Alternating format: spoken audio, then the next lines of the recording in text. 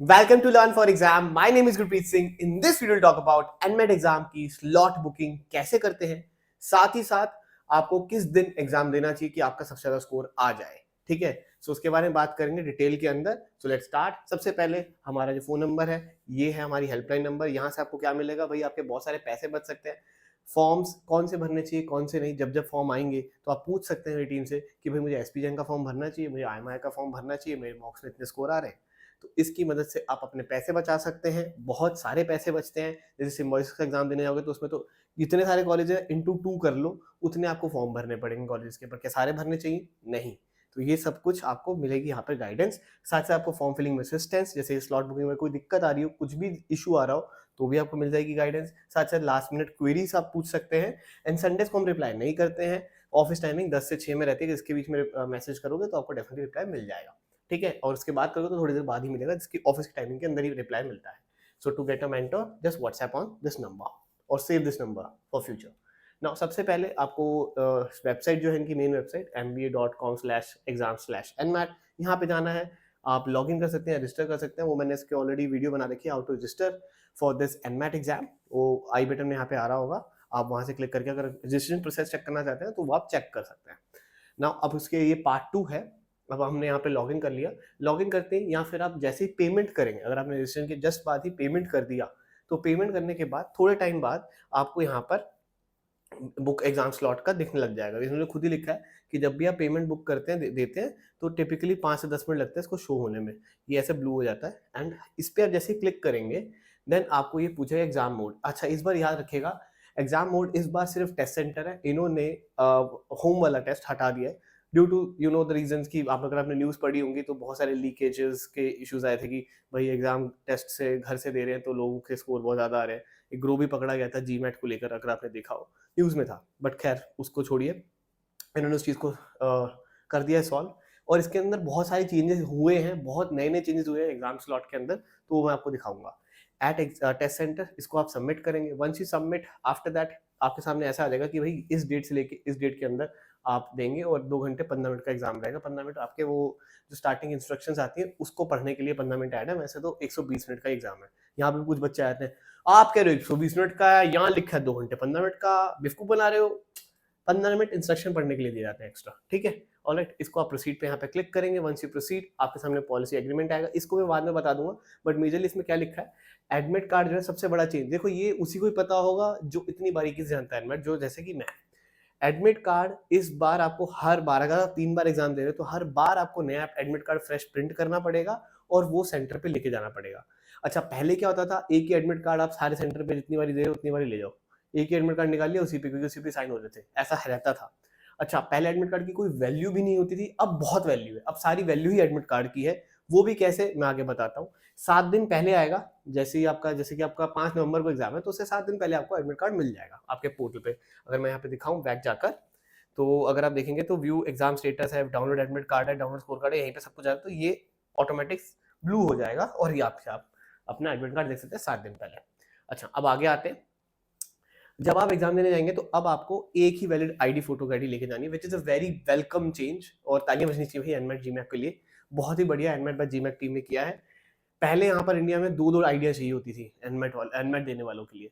भाई या pan card ला दो या तो अपना अपना आधार कार्ड ले आओ. हर बच्चों के पास 2 आइडिया नहीं होती है. और डेबिट कार्ड का एक इशू था कि आप डेबिट कार्ड भी ले जा सकते हो, बट डेबिट कार्ड पे आपका सिग्नेचर होना चाहिए पीछे, वो भी डिजिटल वाला. ये मतलब हर किसी के डेबिट कार्ड पे नीचे होता है. आपके पास भी नहीं होगा ऐसा कोई डेबिट कार्ड इस पे पीछे सिग्नेचर और डिजिटल आपका छप के आया बैंक से. अगर आपने खुद से साइन कर दिया तो उसके लिए एप्लीकेशन लिखवा के लाओ बैंक से. तो जिसकी वजह से बहुत सारे बच्चों का पैसा वेस्ट होता था. एग्जाम पे जाते तो कहते थे दे नहीं सकते, ये डेबिट कार्ड वैलिड नहीं है. ये बहुत से रीजन होते थे. पर चलो, ये मैंने आपको छोटी सी समरी बताई है. ऐसे इश्यूज आते थे. इस बार उन्होंने सिर्फ एक ही फोटो आईडी कार्ड कर दिया. ठीक है, ओरिजिनल होना चाहिए, नॉन एक्सपायर्ड होना चाहिए. पासपोर्ट चल जाएगा, पैन कार्ड चल जाएगा, वोटर आईडी चल जाएगा, आधार कार्ड चल जाएगा. Very nice. इन चारों में से कुछ ना कुछ पक्का ही होता है स्टूडेंट के पास, वो ये लेके चला जाएगा. अच्छा, याद रखिएगा, फोटो आईडी फोटो कॉपीज नहीं चलेंगे, टेस्टेड या अदरवाइज कुछ भी नहीं चलेगा. नोटराइज कॉपी नहीं चलेगी, लर्नर ड्राइविंग लाइसेंस नहीं चलेगा. इन चारों में से ही कुछ चाहिए. इसकी ऐसे फोटो कॉपी दिखा दी, नहीं चलेगा. ठीक है, फिजिकल लेके जाना, याद रखिएगा. ठीक है, आधार कार्ड फिजिकल लेके जाना, ऐसा डिजिटल मत दिखा देना वहां जाके. ओके, एंड एग्री करोगे जैसे ही आप, तो आप नेक्स्ट पेज पे आओगे. यहाँ पर आपको सबसे वेलकम चेंज क्या है भाई कंट्री, उसके बाद यहाँ पे देखो सिटी और test centre, this is the beautiful thing. जैसे आप सिटी और टेस्ट सेंटर देखोगे तो आपको समझ आएगा कुछ नया। नया क्या है, आपको इस बार टेस्ट सेंटर नहीं बताया जा रहा। That's a big thing and very nice thing. आपको लगेगा अरे भाई क्या है यार, तो ये तो बेकार है, टेस्ट सेंटर नहीं बता रहे। यहाँ पे सिर्फ आपको पिन कोड दिखा रहे हैं। ये एक पिन कोड दे देते हैं, जैसे किसी भी शहर का एक पिन कोड दे देंगे और उसमें आपको यहाँ पे दिखा देंगे कि कहाँ से कहाँ पे अवेलेबिलिटी है, कि किस किस दिन आप एग्जाम दे सकते हो, किस टाइम दे सकते हो, उसमें चूज कर लो। उस एग्जैक्टली उस जगह का एड्रेस जो होगा एडमिट कार्ड में आएगा 7 दिन पहले। तो इससे क्या होगा, रिस्क हो हट जाता है। जो बच्चे चीटिंग कर लेते हैं, वहां पे आकर कुछ सेटिंग बना लेते हैं कि यहाँ सेंटर में ऐसे कर लूंगा, ऐसे करूँ, जो भी उनके दिमाग में चलता है, ऐसी चीजों को हटाने के लिए it's a very nice change कि बच्चों को 7 दिन पहले ही, हर एक बच्चे को 7 दिन पहले ही पता चलेगा कि उसका सेंटर कहाँ पर है। That's a very nice change. But हाँ, पिन कोड पता होगा कि इस एरिया में ही होगा। ठीक है, तो आप अपना इस पिन कोड देख के, जैसे आपने दिल्ली से लग के दिल्ली में आ रहे थे 3 पिन कोड्स, तो आप उनमें से कोई भी पिन कोड डाल के देखिएगा, आपको दिख जाएगा कि कौन सा वो शहर की बात कर रहे हैं। अगर आपके घर के पास है तो डेफिनेटली आप वहाँ पे अपना सेंटर बुक कर सकते हो और अपनी डेट के हिसाब से देख सकते हैं। अच्छा, यहाँ पे बहुत सारी आप डेट देख रहे हो जो खाली भी होंगी। ये अभी आती है कि नहीं आती है, पहले आया करती थी, अभी फिलहाल में आती नहीं है। इसका एक इलाज बता देता हूँ कि कैसे कर सकते हैं। What you can do is, let suppose आपको इस पिन कोड पे 8 तारीख को देना था और 8 तारीख को स्लॉट ही नहीं आ रहा, आप सीधा एनमेट वालों को मेल करेंगे, इनकी हेल्पलाइन नंबर जो है वहां से आप मेल कर दीजिए कि मुझे भैया 8 तारीख में, जहाँ भी जो भी आपकी प्रेफरेंस डेट्स है वो सारी दे दो और बोलो मुझे ये टाइम का स्लॉट भी चाहिए। तो please can you do something. वो आपको कुछ ना कुछ इसका निवारण जरूर देंगे, वो कुछ ना कुछ आपकी हेल्प जरूर करेंगे इसके रिगार्डिंग। 101% वो करते ही करते हैं, इतने अच्छे वो हैं। ठीक है, तो यहाँ पे उनकी तारीफ भी बनती है। तो इनको आप मेल कर सकते हो, वो आपको उस तरीके का स्लॉट भी दे देंगे। ठीक है, अब साथ ही साथ भाई देना किस दिन है और मेरे मार्क्स कब सबसे ज्यादा आ सकते हैं। देखिए पहले क्या होता था, अगर आप हिस्ट्री में जाएंगे पिछले साल ही, तो 5 विंडोज होती थी। विंडो किसको कहते हैं, सिंपल से बताता हूँ। हर 15 दिन के बाद आप जो है एग्जाम दे सकते हैं। दैट सिंपली मीन्स कि हर 15 दिन के बाद 15 दिन के अंदर अंदर आपको, अगर एक बार एग्जाम दे दो, दूसरी बार आप नहीं दे सकते, उसके नेक्स्ट 15 डेज बाद ही दे पाएंगे। अब इस बार क्या है, 46 डेज है, मतलब कि आप टोटली 3 बार ही दे सकते हो। ऑलराइट, और आपके पास 3 ही मौके बनेंगे, इससे ज्यादा बन नहीं पाएगा। पहले क्या होता था, 75 डेज होता था, तो आप 3 बार तो दे सकते थे, बट कभी भी 3 बार, मतलब काफी लंबा गैप था हर किसी में। यहाँ पे क्या है, 46, मतलब 3 ही विंडो बनती है। यहाँ पे कितनी बनती थी, यहाँ पे 5 विंडो बनती थी। तो होता क्या था, जब स्टार्टिंग में कोई बच्चा देता था, उसके ज्यादा तुक्के के मार्क्स आ जाते थे, वो कहता था कि भाई स्टार्टिंग मेरे मार्क्स आ जाते हैं। बट मैंने देखा विद टाइम, जो काफी सारे एजुकेटर्स ने भी क्या किया कि भाई एग्जाम देके आए हैं, स्टार्टिंग में भी दिया है, एंड में भी दिया है, एंड दे स्कोर गुड, दोनों सेम ही है। तो मतलब पढ़ा लिखा बंदा तो यार पहले देगा, एंड में देगा, तब भी उसके मार्क्स आ जाएंगे। तुक्के वाले का चल जाता है कई बार कि भाई वो पहले बारी, ऐसा हुआ है, ट्रेंड है कि तुक्के वाले सारे पहले से ही विंडो में देते तो उनका मार्क्स आया था। यहाँ पे होगा मुझे नहीं लगता, क्योंकि अब बहुत छोटी विंडो हो गई, 3 ही है तो ज्यादा है नहीं। मेरा यही सजेशन है कि कौन सी डेट को दिया जाए। डेट सिंपली आप ऐसे रखिए, स्टार्टिंग में मत दीजिए। मैं उसका बेनिफिट आपको बता देता हूँ। स्टार्टिंग में मैं रिव्यू डालूंगा, मैं सब कुछ बताऊंगा, everything I will tell you कि भाई ऐसा ऐसा एग्जाम का लेवल आ रहा है, ऐसे ऐसे क्वेश्चन आ रहे हैं, इतने इतने क्वेश्चन आ रहे हैं, आपको ये टॉपिक आता है कि नहीं आता। अब जैसे कि बदल सकता है कि क्या पता परमुटेशन कॉम्बिनेशन आने बंद हो जाए, दे ही ना, जीरो कर दे उसको। वो 2 भी क्वेश्चन नहीं आ रहे, पहले 2 आते थे, 3 आते थे, और वो जीरो कर दे। तो ये जो सरप्राइज होता है, ये आपको फर्स्ट डे पे आप खुद ही बताओगे मेरे को, वरना तो मैं आपको बता दूंगा। तो उससे क्या होगा, आप सतर्क हो जाओगे, आपको पता रहेगा कि भाई 2 आरसी आ रही है कि 3 आ रही है कि 4 आ रही है। ऐसा कुछ भी सरप्राइज मिल सकता है ना एग्जाम के अंदर। तो बेटर ये है कि आप 5 दिन या 2-3 दिन तो कम से कम छोड़ ही दो, स्टार्टिंग के 5-6-7 को छोड़ दो। ठीक है, बेटर ये रहेगा कि आप बीच में कहीं पे लो।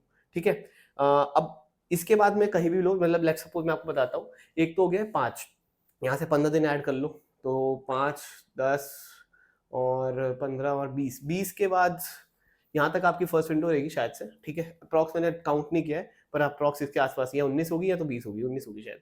उसके बाद यहाँ से 29 होनी चाहिए, 10 और 5, फिर से आप मान लो 7-7 14, तो 2 तारीख तक होनी चाहिए। 2 या 3 को आपकी दूसरी हो जाएगी खत्म, और फिर ये तीसरी चालू हो जाएगी। तो मतलब कि आप यहाँ पे 7 ले लो, या फिर अच्छा डेट और आगे नहीं है इसके अंदर, 7 दिसंबर या फिर आप 8 दिसंबर या 11 दिसंबर, ऐसा कुछ भी ले सकते हो। ठीक है, और याद रखेगा आपकी जो डेट आ रही है वो कैट के साथ, अगर आप कैट दे रहे हैं तो उसके साथ कोलाइड ना करे, और साथ ही साथ अगर आप स्नैप देने वाले हो तो स्नैप के साथ डेट कोलिजन ना करे। बड़ा इंपॉर्टेंट पार्ट है, स्नैप की डेट्स अभी आई नहीं है, वो 5 तारीख को पता चल जाएंगी, तो उसके बाद ही बुक्स करिएगा, मतलब अपने स्लॉट, तभी ज्यादा बेटर रहेगा।